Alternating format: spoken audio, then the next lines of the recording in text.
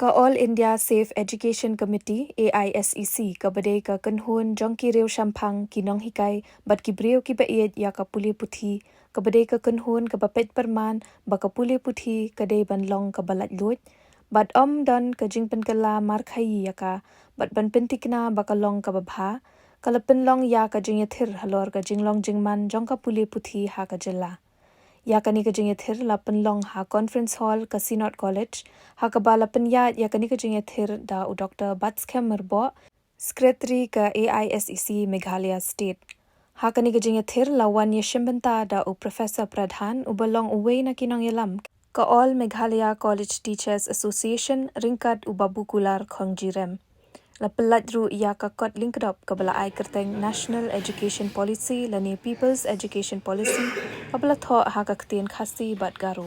The discussion will be, the questions will be thrown to the panelists initially, but to make the panel discussion more interesting, we will open also for the other members of the house to throw questions, and not only to throw questions to our panelists, but also to make observations. And I feel that, and I believe that through your observations also, you can enrich and make this panel discussion more meaningful.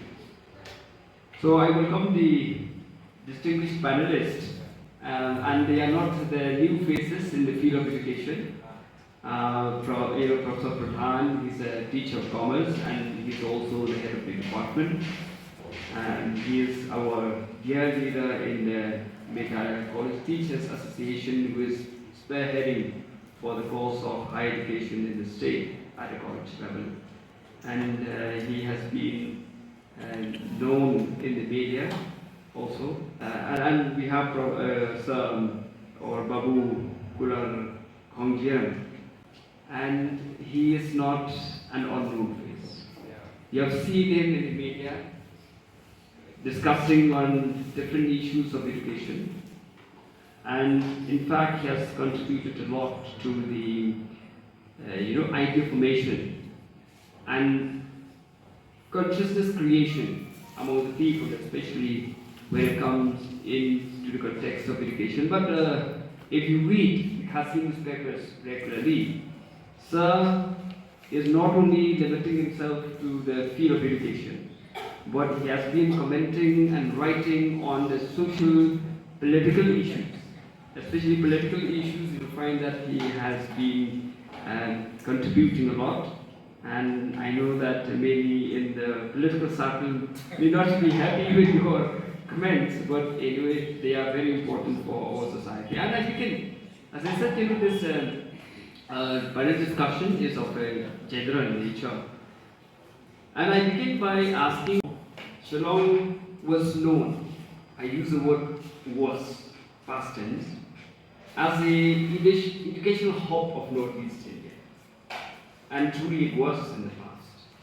But when we heard Professor Sikand saying that Meghalaya now is at the bottom of education, when you talk about the learning outcomes of the students, you find that many students who are in the higher classes, they cannot read and write and solve the problems of the much lower classes. That is a kind of the education that we have. And also we have seen that in the national level exams, even like the CET, yes, we know that we should not glorify CET. CET has its own shortcomings, but whatever. We have the CET, but in the CET also you'll find that our students, they are not performing that well. I find that our students are not really performing that well. So I want your initial comments from both of you on this.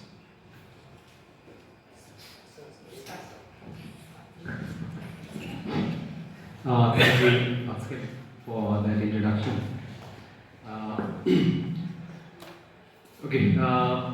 Basically I'm talking from the background of the college education that is in the state of Meghalaya. I sit here beside, a living legend and encyclopedia of, education, school education in Meghalaya. He knows the chronological history of the way this education has been shaped in the state of Meghalaya. So I feel very little to speak first, but okay, since I have been asked to give a comment. Basically, I'll talk about, as I said, for higher education, basically college education in the state of Meghalaya. In Meghalaya, I think the first colleges was brought in by the Christian missionaries. I think the first college was St. Anthony's College, established in 1924, followed by St. Anthony's College, 1935. I think this college also is still not, so it's by a congregation. I think it's 1965, I think, if I'm not mistaken. So, so college education was basically, established by, you can say, private ventures or a religious congregation who felt the need to provide education in the state of Meghalaya. And later on, the government, maybe the British government, and even before independence and even later, wanted to provide financial assistance, and that's where the grant aid system came into being. Okay, so basically, education was taken day-to-day running of the college. The quality of education was given to the management, and only the government provided the financial support. Then, after the getting of the statehood in 1972, I think later on, we were still considered to be the hub of education, higher education in the state, at least in the northeast. We were at the top. All the students from northeast used to flow into Shillong, and it was basically the hub of education in this one. But if you look at the colleges that has happened after the statehood, I don't think we can recollect any colleges of name which has contributed anything of substance in terms of quality in education in Meghalaya. All the colleges that were there were already there before the state came into being. So the state, instead of building on the good work that has been done earlier, in fact, has done a lot of damages, I feel. So the new colleges that has come, especially the state government college, the government colleges that we have seen, okay, though they were formed later, I mean, they are hardly contributing anything. And today, as our moderator has said rightly, that Shillong is Meghalaya, or Shillong in particular, is no longer the hub of education. If you go just down 90 kilometers down to Guwahati, that is where the hub has shifted, actually. That is where, all the big universities and colleges are coming. And in fact, there is an outflow of students from here, those who can afford, those with parents with big, deep pockets. And parents will go to any extent to provide the quality education to the to their children and wards. So the hub has shifted down 90 kilometers, that is in Guwahati. And I think it's because of the attitude of the government, where instead of building on what they already had, they have done a lot of damages. They have, year after year, each government, whoever has been in power, have taken new measures which were, in record, seemed very nice, be it the state education policy of 2018, or even now we are having 2025, which talks big, but it's still to be tested. We really don't know. And we also have this Meghalaya Consolidated Education Grant (MEG) coming in between, and all of a sudden they withdraw. So basically, there was no policy at all in case of government of Meghalaya as far as higher education is concerned. It is always knee-jerk attitude. Like, it was not proactive. There was no vision. Whenever there's a problem, it's like a firefighting type of attitude that they had. Say, for example, I'll just give you one thing. This government was the first one to implement NEP. That's what our Chief Minister also claimed. But later on, when we had the problem of CUT, which is part and parcel of the NEP, the same government says that in order to avoid CUT, we are going to have a state university. Now, can you imagine a state government opening a state university just to avoid CUT? That is how myopic is their vision. So that's what I want to say. Like, if I want you, basically, I think that small sentence, gives you an idea. If you can extrapolate and look at all the activities that has happened in the past few months, you can find out what is the state of education in Meghalaya as of now. It is only going one way, down. It's not going down, it's going down. Thank you for some extent, Minister. Thank you, Mr. who is the president of the NCTA. all the members, students present here. I'm not to lecture here because most of you are educated, well qualified, and many of you, like ourselves, they know better than what I know. But when you talk about the school in Nigeria, yes, unfortunately, the Nigeria has been degraded up to the lowest level compared to Bihar. Being the lowest state in literacy, we are at par with Bihar. We are ashamed to be a citizen of Nigeria. For the last 20, 30, 40 years, when we were at the school, Nigeria, yes, Nigeria is the educational hub. We are the leading state not only in the east, in the northeast, even in India. But from my opinion, the main reason is nothing but the policy, the program, and the strategy of development fail the education in Nigeria. That is my opinion. Instead of raising the standard of education in Nigeria, the government of Nigeria, through education, they fail to find out ways and means, strategy, program, and policy for education. That's why that is one of the factors. As I said, you have seen that regarding the new education policy, in the school not yet being implemented. So in our school, secondary school, not yet being implemented.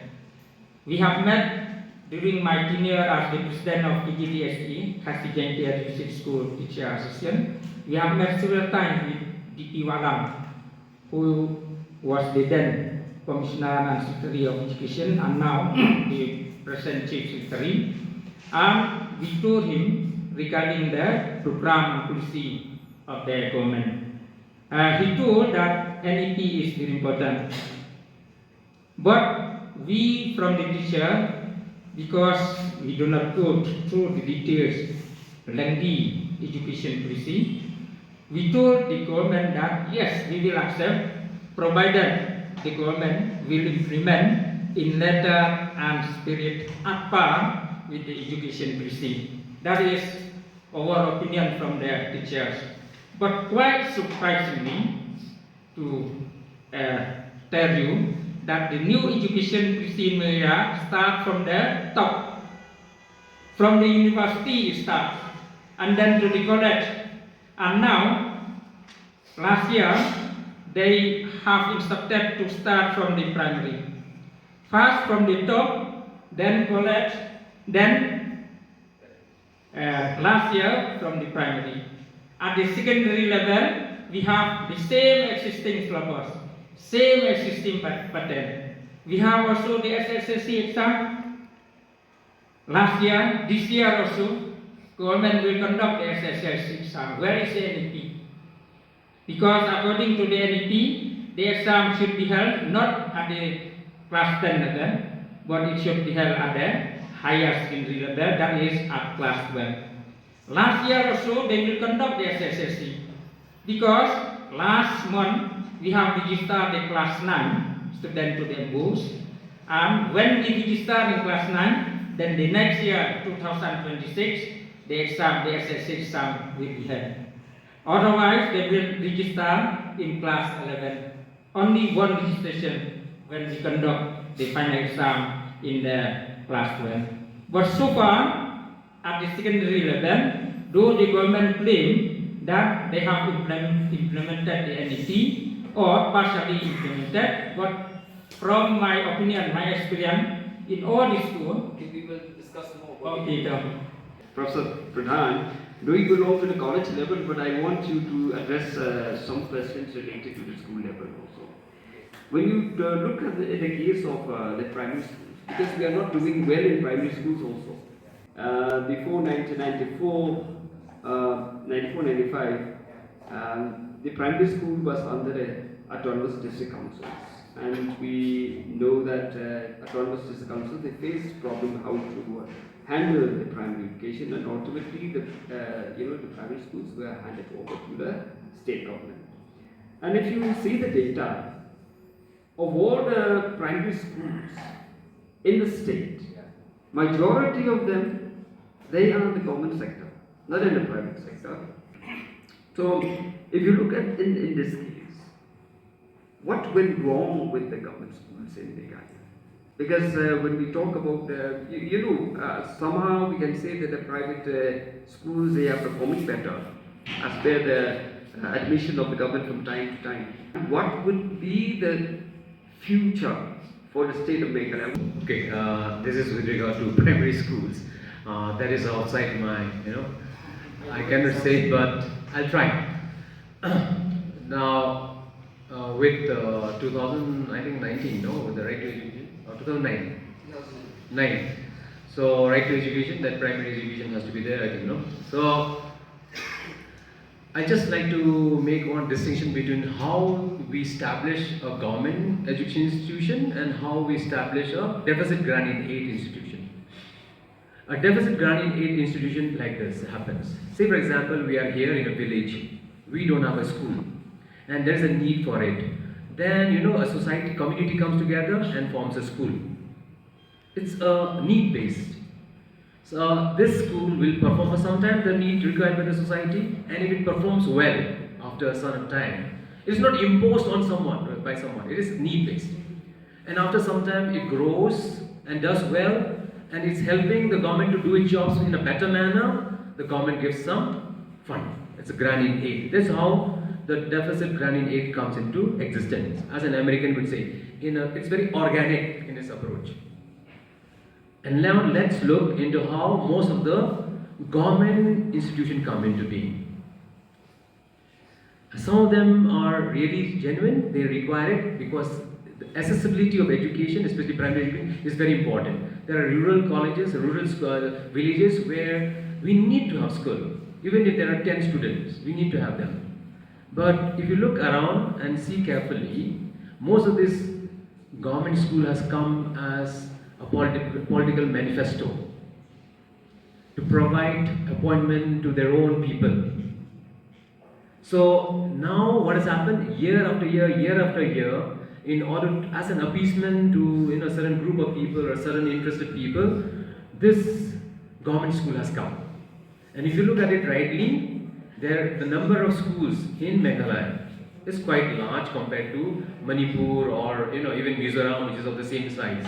So that is as per the report that is given by shared by, even in the that MEG as well as in this document that is produced by the Meghalaya State Education Commission.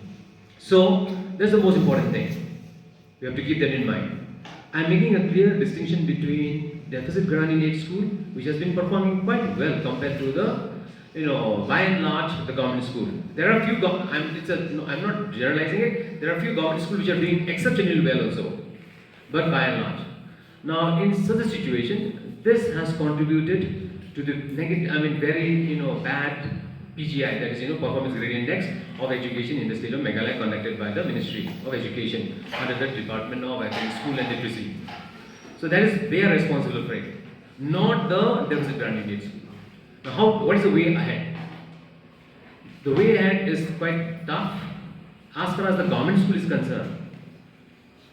If there is zero attendance, means zero enrollment, that means not even a single student is there. I think since they are government employees, they should be deputed somewhere nearby within the same district, if not within the same village, to ensure that the life of the people there is not put out of place. So if there is zero enrollment for the last 5 years, that means that college school is not required. But even if there is one student enrolled, I would say this school should not be closed, because that is the role of a government. A government is there to provide education, even if it means you have to provide education to one student and the student cannot go anywhere. You as a government has a social duty, a responsibility as a welfare state, that education has to be provided, even if the cost goes up.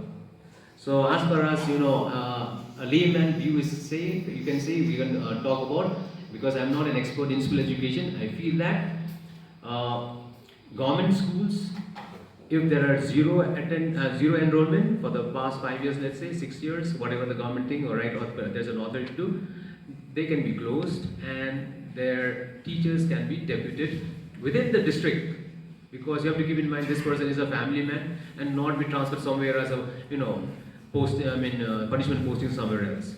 But even if there is one student being enrolled, you cannot close that school. No, you cannot deprive that student of school education. That's my take on it. Now, this is an established fact, right, that the education in Meghalaya has very climbed down to the extent that it is, just above Bihar.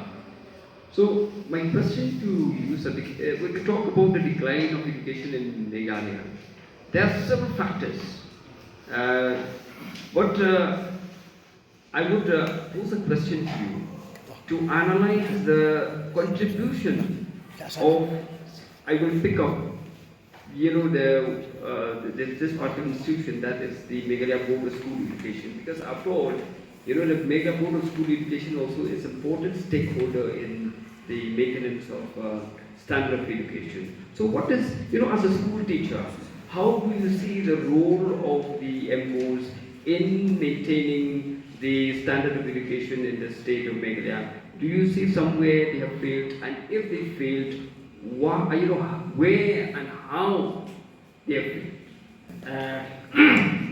I have experience for the last 40 years as a teacher.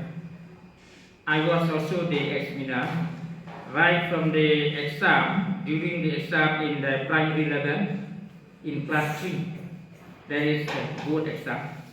Then in class 6 also, we have the board exam. After class 6, then we have at the matric or SSLC level, as we call today. I have explained that during those times, the MOS is very good, dynamic, I should say, and there are also experts in different subjects. There are also research for the development of the education. Good. But in these few years later, I have seen that the MOS is the only government agency. That's why. In the last meeting in June, I think, when the MOS has been convened, all the officials in charge of the SSLC examination, I raised in the meeting for the chairman of the MOS that please maintain the autonomy of the MOS. Please maintain the dignity of the MOS. Please maintain the status of the MOS. Otherwise, if government interference like this year, then the MOS will become the yes man, the yes man of what? Of the education department. We have seen for the last 2 years, Sabiji Kumar Mantri has directed, not by the MOS, by the education department, do like this, do like that. Chief Minister Kaiku also, it is one of the interference of the government. We have raised many objections that this will bring the low impact. There is a low impact of education, but Sir Vijay Kumar as the principal secretary did not bother for that. That's why when government interferes, then the MOS is lose their autonomy. When the MOS, which is responsible for the textbook, responsible for the exam, conduct of the exam, responsible for the setting of question paper, they are responsible by the MOS. But when government start to interfere, then the MOS lose their autonomy. I told one of the officials of the MOS, why you conduct the experiment? Why only 10 or 15 marks you declare pass the SSLC candidate? One of the MOS officials told me individually that it's not our order, it's not our authority, it is the government. We just passing, we just emboss is the passing. The candidate should pass through emboss. What is the wish of the government? If that happens, from now on, education in Meghalaya will have a great impact from birth towards Salvation. Thank you. Okay, I will continue the question with you. Because I just want to know from you, since you are in the school system, how are the textbooks prescribed by the MOs? Because I'm intrigued. When I check the quality of the textbook prescribed by the MOs, during our time when we went to school, I remember we read the books published by Macmillan and the other, we would say the internationally acclaimed publishers. But when I became a teacher in the school, I was shocked when I read some of the textbooks. I'll just cite you one example. In that particular book, the name of the book was ABC of Social Science. I hope if you happen to be a social science teacher, you must have taught that book also. In that book, we had the economic section, then civic section, the history section, geography section. And then with regard to the World Trade Organization, in the economic section, the date of formation of the WTO is mentioned, in 1 year. And then in the civic section of the same book, the year was different. And, I was really surprised. And another topic which I had to teach the students, because I taught I had been in school for 1 month, so I taught that topic. The title of the topic is, or the chapter is Global Problems. That is the title, Global Problems. But when I look at the content of the chapter, I had to teach unemployment in India, poverty in India. Then I got confused. Since when the unemployment in India, poverty in India, they have become the global problem. So when I remember again, this one textbook was prescribed for class 11-12 for political science, which we the teachers, because we were teaching 11-12 at that time in the college, we were shocked to see the quality of the textbook. And a number of us, the political science teachers, we gathered and we said that this is not done. We have to oppose this. But when we opposed that textbook to be used for the students, officials from members, they said, we cannot do anything because the book has been prescribed and the questions will be set from the book. So, I just want to ask from you, regarding, okay, we know the quality, they are of substandard, that is for sure.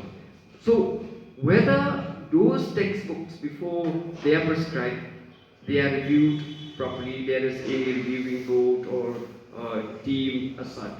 Because, this is what I experienced. So, your comments on that, regarding the role of the Thank you for that question also. I'm the one who raised the issues at the emboss also, not only you, but myself also. But when we investigate the required from the emboss, the answer from the emboss is because they have been approved by the DERT, Directorate of Research and Training from Nongbah. That is the name excuse. Not because of the emboss, but because recommended by the expert from the DERT. That is one. But I told them that most of the school here in Shillong also, they did not follow the textbook of the emboss. A new textbook, good textbook, rather than the textbook issued by the emboss. There is something behind that. Please don't mind. If SAR is one of the author, one of the company, and she is very close with the government official or the emboss, whether it is good or is bad books, the emboss or the government will take his book for their own business. I'm frankly speaking. I'm swinging. Whether it's good, whether it's bad for the future generation of our children, no matter.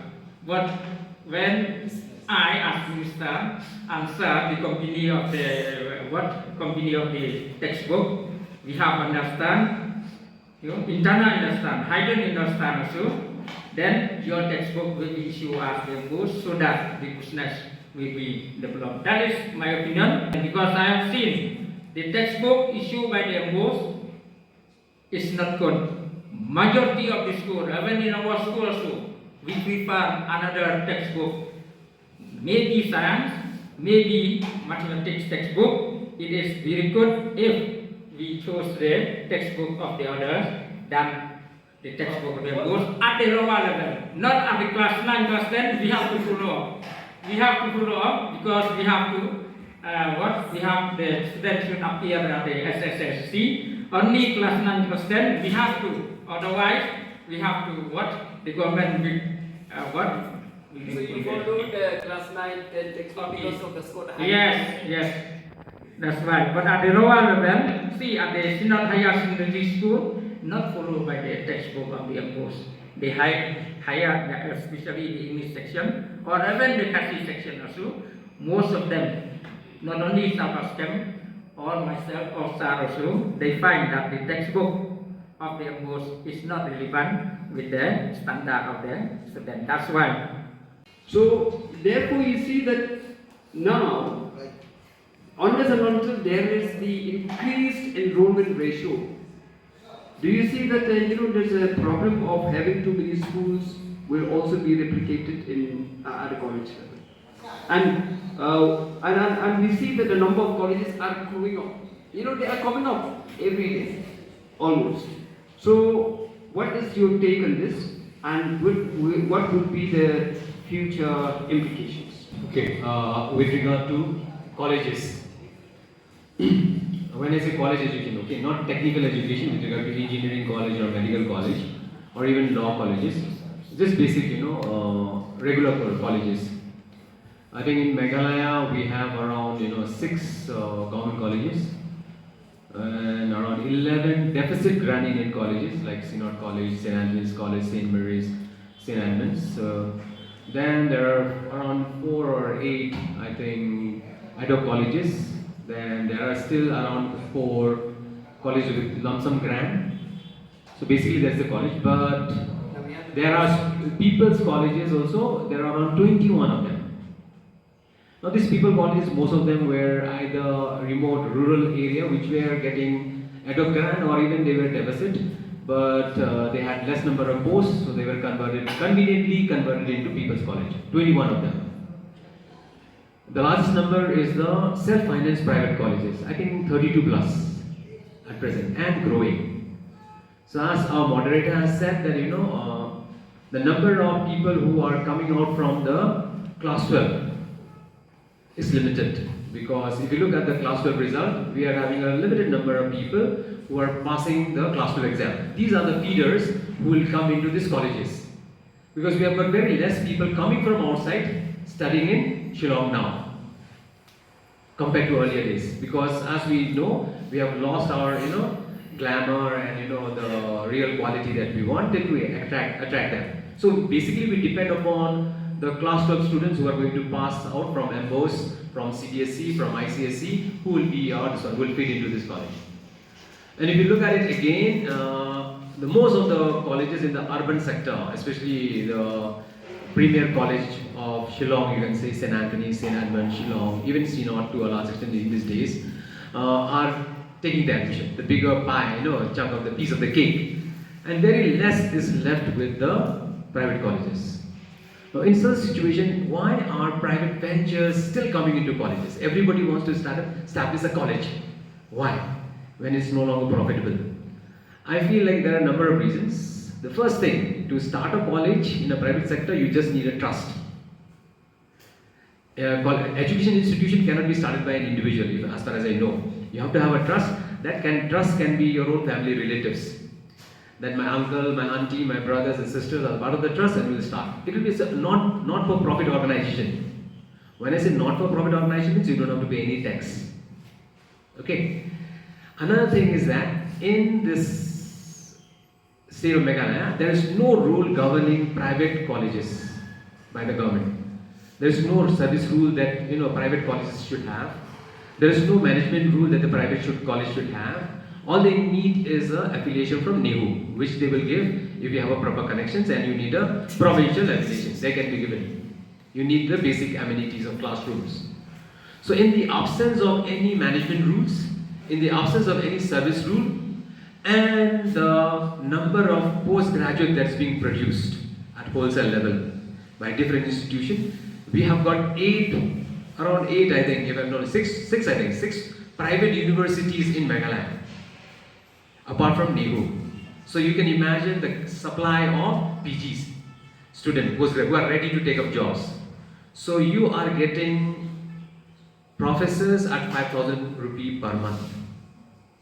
And since there is no regulation for charging of tuition fees, you can charge it according to your cost base, market-driven market price. So you can always keep a margin of profit. So though you have got less number of students to the outside world, you may be running at a break-even or maybe a small earning a normal profit. So what I'm trying to say here is that the quality is eroding because you have got fresh graduates who are getting 5,000 who will be sitting there for only for a few months, and there will be a turnover of those teachers, and the same paper will be taught by 10 teachers by the end of the semester, and the student will learn nothing. And you have a management who is not bothered with the quality of management, he is only bothered with collecting fees. So at the end of the day, we are crunching out graduates who have learned nothing. So that's why what I see that's going to happen. But I'll tell you one more thing. If things tighten up with regard to NEP as they intend to, with multidisciplinary courses being introduced, and if the regulations by the university is properly implemented, and the state government, if it's thinking in terms of quality education to be imparted, come with proper service rule that is to be implemented in all private colleges, self-finance private, a minimum, no, with regard to management, service rule, the minimum pay structure. Let's say for example the government, the education department comes with that all private colleges in the state of Meghalaya must give in their website the minimum pay scale that is offered to their employees. And that cannot be less than whatever has been prescribed, the minimum wage rate fixed by the pay commission. If this type of thing comes, no, this private colleges which are mostly operating like a fly-by-night operators will vanish. And what will be left is only the one who was providing you good quality education will survive. So I am saying even now that the way things are going on, since most of our students are going out, these private colleges who are self-financed and they are operating with small number of students, they will have a very difficult time ahead. You know, as an extension of what you have been doing, do you feel that NEHU in a way contributes to this decline of higher education by not having the rules and regulations prescribing the minimum salaries for the college teachers? You know, when you look at the case of Delhi University, we have the minimum pay, you know, for the colleges to be affiliated. They cannot pay less than the, you know, the UGC pay scale. And because of that, they are able to maintain. The Delhi, the Delhi University colleges are able to maintain. Do you think that NEHU may need to revisit that and you know, to improve college education? I'm not much aware with Delhi University, but if Delhi University is doing it, and it's a central university, and in terms of status, NEHU is also a central university.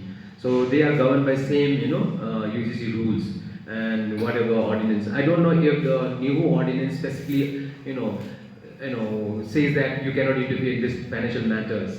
If there is nothing like that, I think, you know, NEHU has always shied away from, you know, telling the colleges that equal work, equal pay, UGC scale, UGC qualification, because NEHU insists on UGC qualification. That means any professor or any lecturer who is appointed to impart or transact a course which is registered or affiliated to NEHU must have the minimum UGC qualification, because NEHU is a central university. We cannot have a college with professors who doesn't have the UGC norms. That will be illegal. So NEHU insists on that. So if NEHU insists on UGC qualification, I think if NEHU takes the initiative and sees that the regular employees of these colleges are also paid UGC scale, or at least, you know, some sort of a minimum wage which is fixed by the pay commission also, I think will be desirable. I'm telling you, like most of the teachers these days are like mercenaries. They are paid per hour basis. and they apply their skill in 5 different colleges. So I don't see a very bright future for those who want to become teacher or especially college professor in the state of Meghalaya. Do you think that this kind of politics that we have in our state, where each and every politician or MLA, they want to promote their own particular constituency, maybe even at the cost of the other constituencies also, is a factor that contributes towards the, this overgrowth of education institutions in the state? Because ultimately, what happened, the different organizations would establish different schools, and they would go to the, to the MLAs and ask for grants and funds, and especially if they had the government, they would be able to recommend, for certain grants to the schools. Do you think that this is the contributory factor? Because you see, when you look at it in the case of how the government provide aid to the education institutions, the private education institutions, you'll find that it is very much based on politics. This is one we have experienced. Why I say that, I remember when the People's Colleges scheme was announced by Dr. Mukul Sharma as the Chief Minister, he left out this college from Nongtalang College, and he left also this Skapsing College, which is the only college in Southwest Khasi Hills. And the rumor was spread that he was not really in good terms with the local government. But when the next government came, then the list also changed. And the next list included Nongtalang College, and later on even this Skapsing College, for example. Then one college that belonged to a very powerful MLA, and he was a minister, in spite of the fact that it has a very low enrollment. In fact, in that college at a degree level, the enrollment is less than 100, but they get People's College grant, and they are given more than 40 sanctioned posts. So in that case, when you talk about 40 teachers appointed with 80 students, I would say that there's a wastage of resources. But do you think this constituency-specific politics that Meghalaya has been experiencing for a long, long time, this is not a recent phenomenon, but it has been for a long, long time, this has contributed to this? You have talked about the politician, but I will use the meaning of instead of politician, we used to call as a chameleon. A chameleon representative types. A chameleon is like a lizard, changing according to the climate, according to the weather. Here also, the MSA or the representative, they are just like chameleon. Changes according to the situation, no principle. Please don't mind. I have seen for the last 20 or 50 years, they changes according to the changes of the weather or changes of the situation. But I will specifically go to the point. The school in Meghalaya are growing like a mushroom school in Meghalaya. And the main reason is nothing, but because of the political gains, because of the political gains. If I set up the school, is one of the leading school, prominent school. But if I'm not close with the MLA and minister, then another school will be set up. And that school set up by the MLA, by the close of the MLA, close aid of the MLA, minister, they will get permission with immediate effect. Why? My school, most prominent and leading, even permission very difficult to get.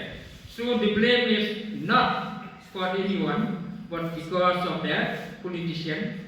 For the political gains, they did. For the political gain, if they do not do, then they will fail to succeed in the election, whether MDC, MLA or MP. That's why in Meghalaya, mushroom school plenty of schools are there because permission is granted very easily for those schools very close with the MLA. With regard to, I mean, the dropout and you're saying like the social menace that has happened with regard to that's happening among the youth. It's a social problem. Everybody as from family to every, government departments is responsible. But what can education do? Like as we say, ambos. The things have advanced. Social media is prevalent everywhere. Everybody is in Insta. Earlier we used to have a rural and urban divide. You can look at a young boy who is from rural area and say, look at his dress up, the way he talks, that he's from rural area, this has gone. You can pick up a guy from LA, America, and from Sorangham and put them together, they can talk about the web series that they have just seen together. Got my point? There is no difference now. The media has pervaded every part of our life. So now we are tackling with the situation which we have never tackled before. So our children are speaking languages which you have never heard. They are talking about career options which you have never dreamt of. Who thought like around 15 years ago that somebody will go around with a mobile phone and make a living out of it? And this guy will be an influencer with 1 million followers. So you see, we are tackling with a totally new problem and we are not prepared for it. Okay? It puts a lot of pressure.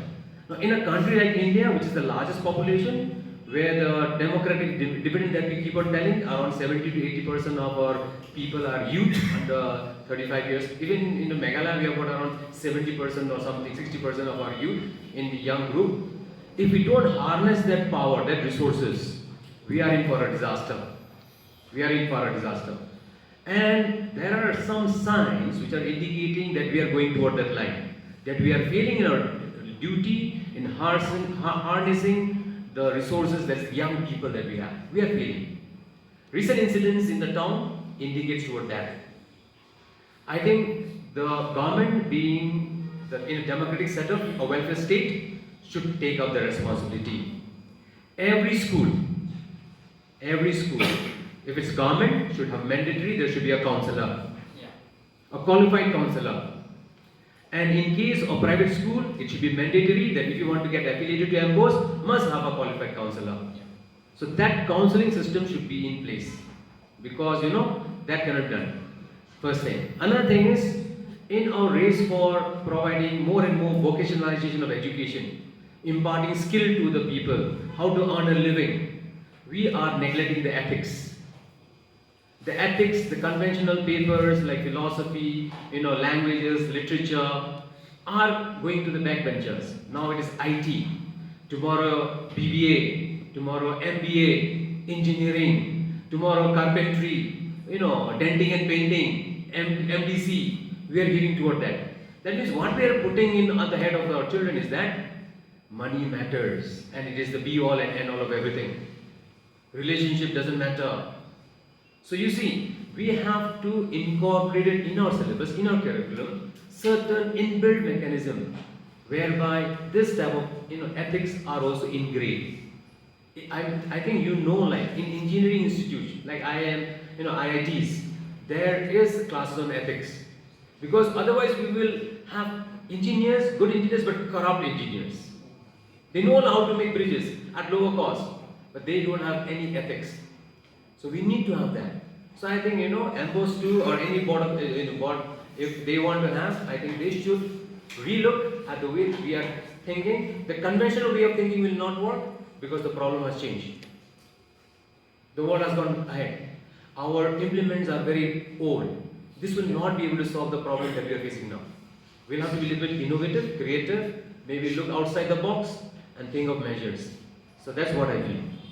In fact, there's one before we conclude, I just want to ask one small question to Sir, since you come from the school level, and we have this problem at the school level where we have the issuing of schools, and where the teachers, at the school level, we have paid 5,000, 6,000, 10,000, like that. So my point is, there is already a section in the Meghalaya the School Education Act of 1981, Meghalaya School Education Act 1981. In one of the sections, it says that the government can regulate the service conditions of teachers and employees in the private schools. But so far, we have not seen any kind of regulation. What could be the reason for non-implementation of this particular section of the law? And I have not heard also of any prominent organizations or any prominent groups urging the government to at least help in improving the school education by having the rules and regulations framed under that particular section of the law. Let me clarify about the different categories of school in Meghalaya. I think most of you they know, and some of you they do not know. There are so many categories of school in Meghalaya. Means different categories of school means different categories of teacher also. The first category is government school. You know government school, and most of the government schools are in the primary section, because as already said in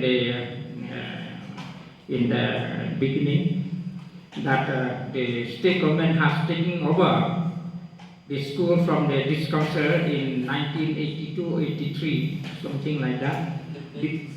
Yeah, 90 during the leadership of Pak Shulai. I expect Pak Shulai will be here. Then all this council school, DCLP at that time, we got as this council lower primary school, taken over by the government. And all the teachers under the DCLP school, taken by the government, they are converted into government school. Not provincialized school, as named in Assam. In Assam, they used to call provincialized school. But here, for those this council, school, taken over by the government, we used to call as government school. The second category is our category deficit system. Deficit system, in the primary there is deficit system, but they don't call deficit system. In the primary level, the government used to call non-government LP school, but same categories, same benefit, same allowance, same salary with our deficit. For the upper and secondary, higher secondary, the government used to call deficit system. But in the lower primary, they don't call the deficit system. They used to call non-government LP school. Officially, that is it is the best salary is the best regarding the deficit. We get upper with the government employees, government teachers. We enjoy upper. It is only the deficit system which we enjoy, which we get, which we receive all the allowance except pension, medical reimbursement, promotion, extra. There are some few benefits which are not given by the government. And the third category is the ad hoc. Ad hoc is only the third category is deficit pattern. The Karo union at the municipal area, they are under deficit pattern. Deficit pattern, they enjoy only basic and DA, no other ones. House rent is no, hill house one is no, only basic and DA. That's all. That is deficit pattern. And the fourth one is ad hoc. You know ad hoc. Ad hoc is just a grant. The government will give a lump sum. How many teachers? 2, 3, 4, 5, depending on the numbers of teachers at that school. Then the government will give the grant in the lump sum. If it will be for 1 year, if it is 20,000 per teacher, then 5 teachers, 1 lakh per month. That is specific, no increment, no DA, no increment, nothing for the ad hoc. And majority of schools have in that. Ad hoc. Yes, are ad hoc school. And the last one is SSA. You have seen SSA. SSA is the school which are founded on basis of Right to Information Act. Right to Education Act, RTE. Based on this free and compulsory education, the central government has been granted financial aid. 90% of the grant is coming from the central government for the SSA, whereas only 10% contribution from the state government. That's why very difficult for the SSA teacher to get their salary because it depends from the central government. And just for 1 minute, sir. So these categories, the difference of the categories will make complicated for the government. That's why they used to introduce the map, which I'm opposed. On that map, all district school teachers will be abolished, will do away. But instead, for myself, my existing teacher, I will enjoy, no problem. But those teachers who join after me, they will fall under the MEG, sir. That is, it will have a great impact. No educated, no talented teacher will become attractive for the post of the teacher. That's why I'm against the MEG. So, from my part, I feel that the government should think seriously, especially for education. Affecting the teacher will affect the school. Affecting the school will affect the whole society. That is my opinion. My opinion, sir. Among the non-government schools, what we call grant-in-aid school, only the deficit has the opportunities. Because under the deficit system, where my school also called the deficit system, we are getting the appointment directly from the government. We are getting the confirmation from the government. That's why we are entitled. We are entitled for the gratuity. We are entitled for the CPF. Because the appointment and confirmation or the government appointed for us directly come from the director. Other categories, there is no hope. For the ad hoc, the appointment is not by the government, but by the managing committee. For the SSA also, very difficult for them, because the appointment not by the government. There is no official appointment for the ad hoc and SSA, but they are appointed by the school managing committee. That's why very difficult. For the private school, that depends on the managing committee. If they move, for example, English school, they are purely private school. Government did not interfere regarding the private school. It depends on. But so far, only deficit system which has the golden opportunity among the non-government school or government grant-in-aid. Otherwise, there is no hope for getting other benefits. That is one term. And regarding the data, I have seen that the data prepared from Delhi, an autonomous agency from Delhi, it is based not only for the evaluation, not only for the academic, but they test, especially in the area, especially for the infrastructure. Most of the infrastructure in the area, you see, especially in the rural area, they are very poor. Not to talk more on that. That's why, compared to this many criteria, Meghalaya become one of the lowest in terms of PGT. You know, this performance grade index, whenever we ask someone to perform, measure our performance, we have this fascination with data. Numbers like 10% increase, 8% increase. What is real in the ground, we are not bothered. Statistics are like that. So with this PGI, basically as has been done, there are a lot of flaws and everything. Now he's saying okay, if you don't accept the PGI that is given by the government, what is the alternative way ahead? Like how will you, should school be evaluated or not? I'm not talking about colleges because we have got colleges, we have got NAC. So in spite of some advantage, disadvantage, it is working. Something is being done. So in case of school, there is no such thing. Now, one thing I just want to say, he has already said the detail, but I'll just give you something which is more like a philosophical thing. The answer. Now, in school, we are forgetting one thing, the student, the most important stakeholder. Here we talk about school, building, infrastructure, teacher, salary. But the most important thing is the student. The student, we have to keep them in center. Now, we design a curriculum, we have an expert. We bring the expert from everywhere. Best curriculum is being designed. Okay? Then after that, we have teachers who are imparting this questions and everything, the teaching. We have given training to the teachers. Best everything. But when it came to question paper setting, there was no training. A hopeless question paper came in. A person who have got no idea how to ask a question, he is asking what is political science and giving 15 marks. Okay, define state this one or something very small. A hopeless political science.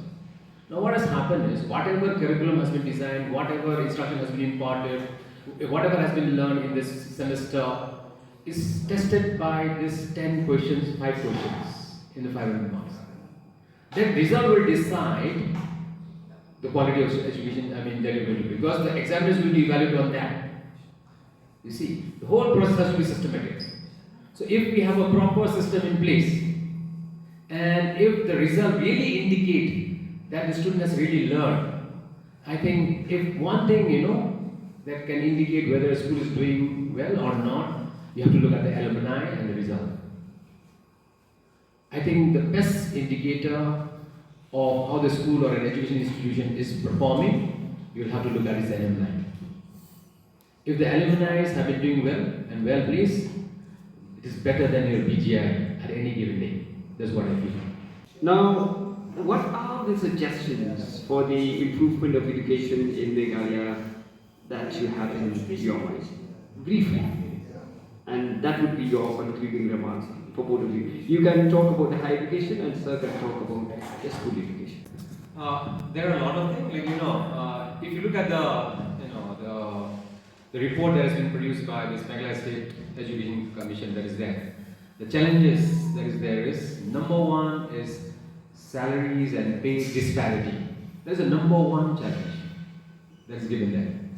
You go out through the entire document until the end, they have not stated or recommended any solution to this problem. So what is happening here is, at the end of the day, we are all human beings. We have got families to run, maintain a certain standard of living, and we have studied for that. We have to be paid well. So what I want to say here is, for any organization, if you want to get the best offer to your employees, you should keep your employees happy. Give them some security. Some supervisory work has to be done. They have to reevaluate their performance. Performance-based, enhancement of remuneration can be given, as we have the CAS in UGC scale, which is very good. So I feel like, if I want to give any suggestions, is basically I'm telling you to provide proper financial security to its employees, especially in the education sector. We have zero at present. Whatever has been promised earlier, like say for example, we have the non-government employees centralized provident fund scheme for the deficit guarantee school and colleges employees. We have this. We adapted from the Assam government. It is a 1969 act. It was adopted by the government of Meghalaya in 1974. After almost 50 years of independence, we have not yet implemented that. We have not yet implemented that. 1974 it was accepted. Until now we are fighting for its implementation. So my recommendation is that at least whatever you have promised, implement, then we'll think of the new things. You have not even done whatever you have promised. So that's my take. Last word that I would like to say for this. Just a few words to comment on that. There are so many recommendations of the commission. It's not bad, but in my opinion, what I fear is that the government should provincialize the post, should provincialize the service of the teacher only, not provincialize the school. So far, the policy of the government is to provincialize the school. That means take over all the property of the school, all the building of the school, all the land of the school. That is wrong. That is wrong. What we want is just provincialize. Provincialize the services. Provincialize the post. So far, we are enjoying with government servant, upper government, but there are so many benefits enjoyed, benefited by the government employees, but not by the deficit school teacher. In my opinion is, don't provincialize the property, the school as a whole, but take over only the services or the post of the teacher. That is one of our suggestions. Better if the government has paid all the benefit for the teacher, why not to take over only the post, not the school, only the service of the teacher, so that we will become more skilled, more benefit than the existing position that we are having today. That is one. And number two is this ad hoc, very poor salary, only 20, 25. We are pity for them. We have suggested the government that those ad hoc will be upgraded to deficit, no problem for that.